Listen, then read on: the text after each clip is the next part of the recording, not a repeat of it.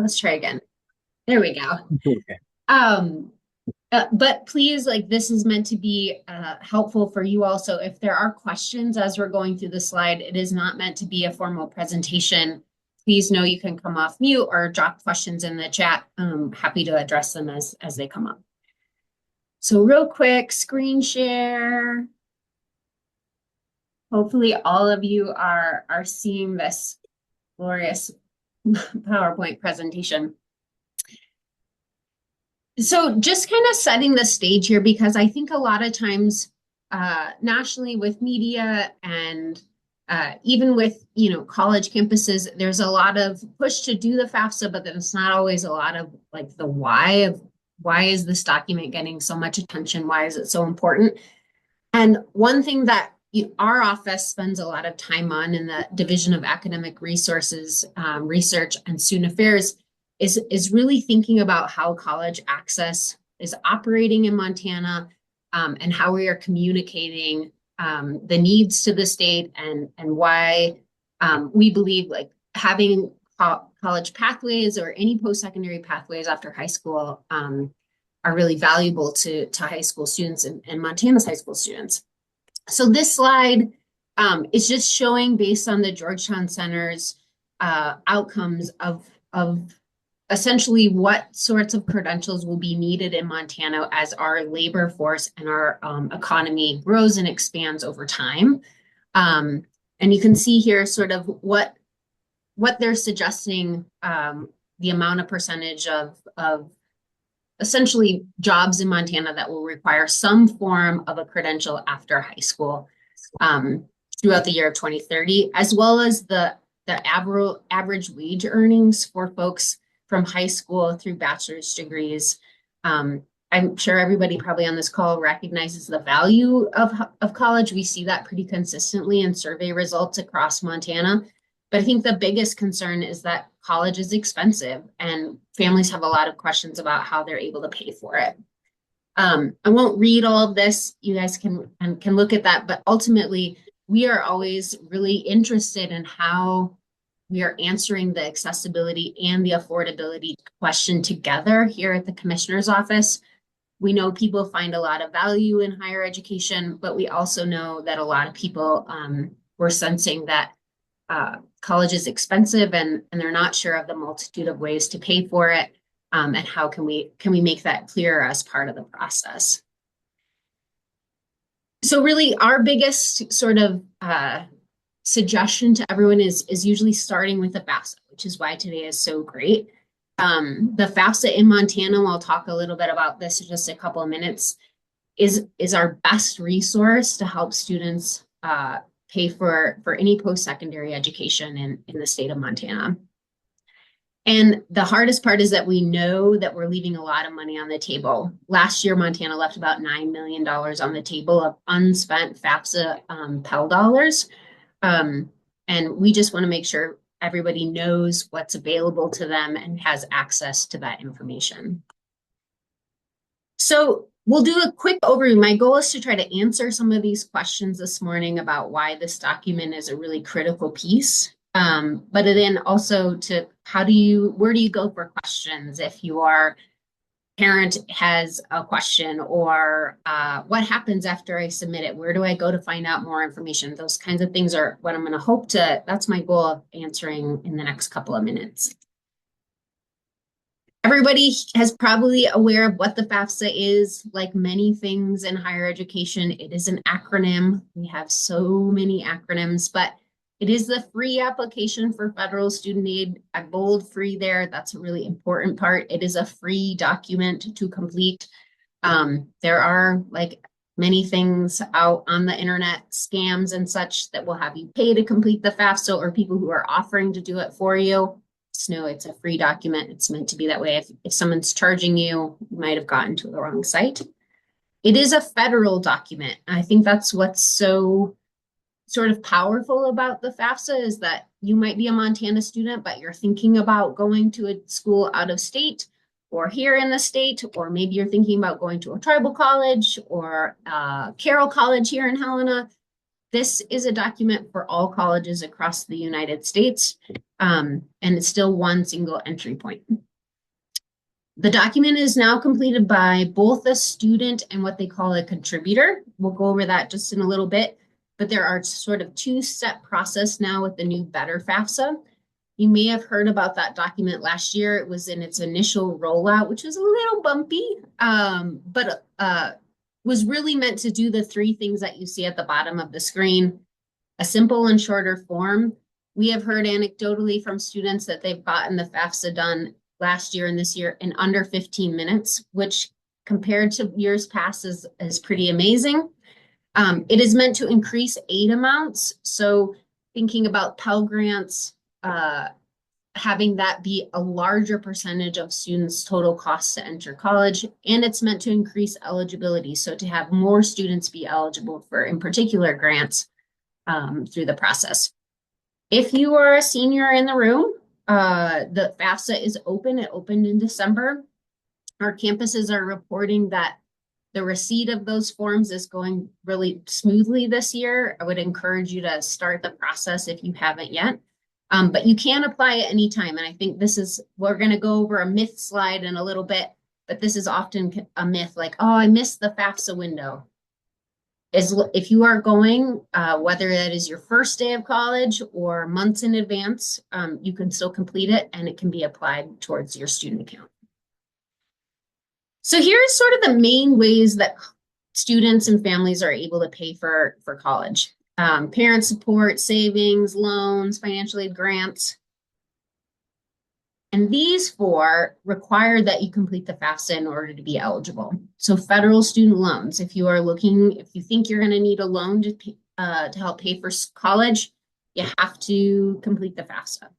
If you're interested in work study as part of your college experience, you've got to complete the FAFSA. This other financial aid box on this form is really looking at state financial aid, so what your state might have to offer, and that differs state to state. But again, most financial aid offices and campuses across the country will require that students have a FAFSA on file to be eligible for state aid. And grants. And grants, again, are the part of the financial aid process that you do not pay back. These are things that students are eligible for, similar to a scholarship, but our grant aid but again, do require that students complete the FAFSA to be eligible. Things you'll need to complete. The FAFSA today is so much simpler than it's been even 3 years ago. But there are some things that you'll need to do in order to get the document fully completed and submitted. And we're going to go through where the hot dog bullet item there is in the next slide, but starting at studentaid.gov or FAFSA.gov, we'll get you to the same spot. But creating an account, just like lots of things we do, whether you are signing up for Netflix or I'm sure there are lots of things for accounts. I'm blanking my mind, but you'll create an account that is singular to you so that you can come in. If you don't finish all in one setting, you can come back in and log in. Your contributor, which for a lot of students might be a parent, could be a grandparent, could be a spouse if somebody is married. The contributor is usually an adult and another adult in your life. Their information. You'll want to know the schools that you're thinking about attending. You can add up to 20 schools on the FAFSA form. And you'll see some of the items on the right. The first two, some families will have child support as part of their FAFSA completion and their assets. It may not apply to all students. Those sections that if they don't apply to you, you'll just skip. And the tax return information, which I think is always what gives folks the most anxiety. There's also a button where you can do a tax retrieval. So if your family did submit their 2023 tax return, you can click a button and the two federal offices then share that information so you're not having to type it in. So some common misunderstandings about the FAFSA. Somehow my position at our office became sort of the FAFSA hotline, which is really fun for me. I get a lot of questions from families calling all the time, and a lot of things are about these sort of myths. A lot of folks believe that FAFSA is all about loans and puts students into debt. The FAFSA does not sign you up for a loan. It doesn't sign you up for a grant. It simply lets your campus know and you know what you are eligible for. So you might be eligible for a loan. You might be eligible for a grant. You still have to say, I want to take that loan out or I want to utilize that grant opportunity. All the FAFSA does is gives you a review of what you and your family are eligible for. So you can know that if you're turning in a FAFSA, it's not going to take out a loan. Oops, sorry about that. And it's not going to start a debt process. It is simply going to tell you what you qualify for. The FAFSA is only for students wanting a four-year degree. We hear this a lot. I'm planning to get a welding degree, so I don't need to do the FAFSA. The good news is you can use a FAFSA at a certificate level, at a two-year level, and at a four-year level. So if you are looking at a certificate of applied science program, please know you can utilize the FAFSA to help cover the costs for that as well. My school will learn about my family's financial history. This has come out in my personal life, in my own family, that they have that same myth. I don't, my parents are like, oh gosh, but now your school will know our family's financial background. That's not the case. Your school receives the report back from the Federal Department of Education about what you are eligible for. So they're not seeing your family's income. They're not seeing your family's assets. They're just seeing what you qualified for. We used to hear this a lot. It takes forever to complete. And for some folks, it does take a little while. And in years past, it has taken a long time. But I can tell you with the better FAFSA, it's gone a little bit better. We're hearing less that it's taking a lot of time. And the last one, which is probably the most powerful myth that we hear the most, is I won't qualify for anything. So why would I fill this out? And for some students, they may only qualify for a loan. Some students may qualify for work study and a loan. Some students may qualify for a grant work study and a loan. Ultimately, though, we encourage families to fill it out so you do know what your full options are. Again, it doesn't sign you up for anything, but that way, if you are in a semester and you find yourself in need of a couple of $1,000 or maybe even $500, but you filled out the FAFSA, you already have some other financial options to help cover some costs, even if you chose maybe not to use it to cover the cost of tuition. So why should my family and I complete it? For Montanans, it's really our main source of aid to support students, especially at public colleges and universities. Montana has worked really hard to keep its tuition dollars low for families. We're also a state, though, that doesn't have as much state aid as some other folks. So really, we push the FAFSA as a way for Montana families to really help lower the cost to our public colleges and universities. Our Pell Grants, because of our lower tuition and our commitment to keeping tuition low, Pell Grants in Montana go further than a lot of other states. It provides a more complete picture. Again, you'll have a lot more understanding of what your full eligibility is for covering costs. It does auto-enroll students in some of those state aid or campus-based financial aid programs. And again, can't emphasize this enough, but it is good for students looking at certificate, associate, and bachelor's degrees.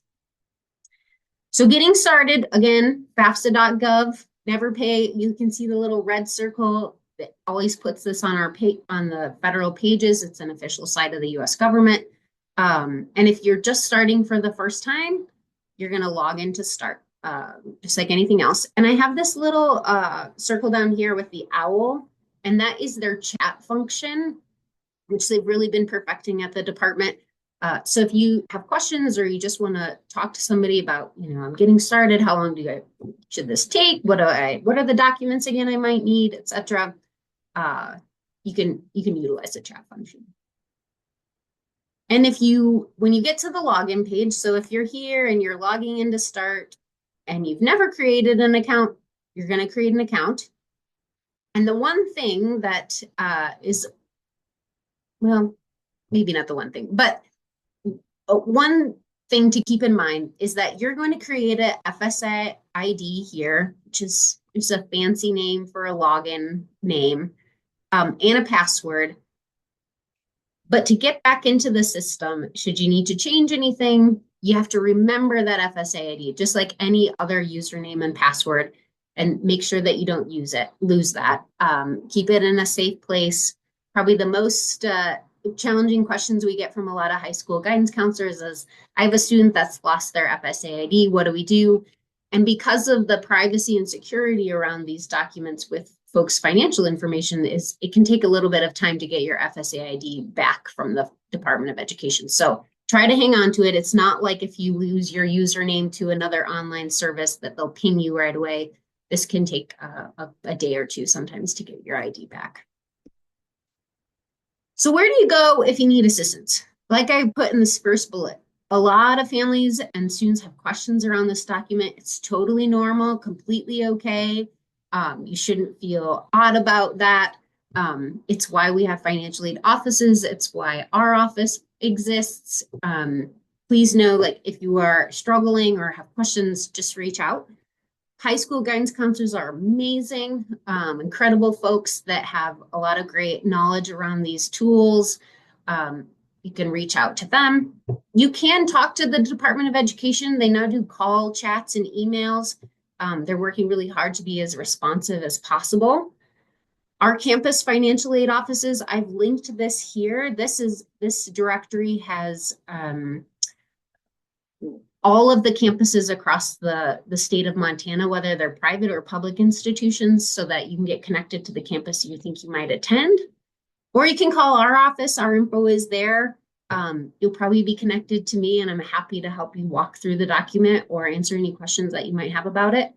And then same with Tony introduced himself this morning, but TRIO programs throughout the state, the Education Opportunity Center, which is part of our team here at the Commissioner's Office, also great folks for resources to help answer any questions should you become confused, frustrated, just want to make sure you're checking the right box, those kinds of things.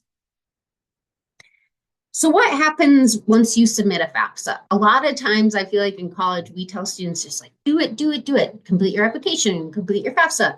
And then, well, what happens next? So when you complete a FAFSA, you're going to fill it out online. You can, like I said, it's open now. Then that document goes to the Department of Education. They look at your family's full financial picture, assets, income, and what they do is based on that, they determine what your family can pay for you to attend college or not attend college. And based on that information, they'll say, you're eligible for this loan, or you are eligible for this grant and this loan. That information then gets kicked to the campuses that you put on your FAFSA. So if you put Salish Kootenai College and you put Missoula College and you put MSU Billings, all of those campuses will get the information from the department about what you are eligible for. Those campuses, then each one individually will create what's called a full financial aid picture for a student. And then they will submit that back to you. And our goal with that, a financial aid award letter should detail not only what your FAFSA results are, but also what the campus results are. So you can see your scholarships, you can see your work study, your loans, all in one complete package. And the goal there is that by collecting all of these financial aid award letters, your family gets a clearer understanding of like an apples to apples comparison of what it might be to attend each institution financially. Tuition dollars and sticker price, what we often refer to it in higher ed, is one part, but then breaking that down to how that applies individually to a student is really the goal. And then once you decide which campus you're going to go to, maybe you're going to attend Helena College, you then work with that campus's financial aid office to say, I would like to accept the items that I have been eligible for, and they'll help walk you through that process. So I feel like I have talked quite a bit at you. I want to make sure you have my direct contact information here.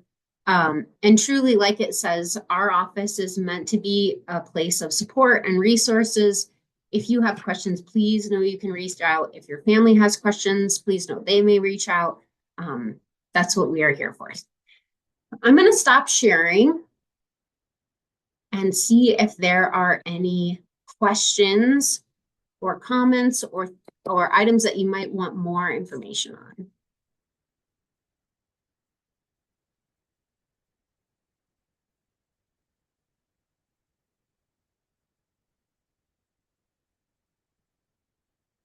Great question. So somebody put in the chat, when do students usually receive a financial aid offer? Typically, campuses will get a bounce, or we call it a bounce back. I don't know why we call it that, but they will receive the information from the department, usually within 48 hours of them getting processed. So the kickback from the document to the department to the campus happens relatively quickly. And then that campus packaging depends on the time of year.